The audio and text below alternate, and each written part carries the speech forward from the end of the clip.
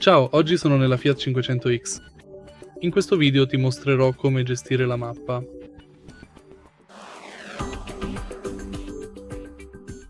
All'inizio dai un'occhiata al display e vai su navigazione. Entra in visualizza mappa. E ora puoi controllare la tua posizione attuale. Ingrandisci o riduci la mappa. Controlla posizione di casa. Localizza la tua casa, i preferiti, l'indirizzo e molto altro e vai su Opzioni, dove puoi abilitare le informazioni sul traffico, i preferiti e i nomi. In avanzate puoi abilitare i marker e le coordinate. E questo è praticamente tutto.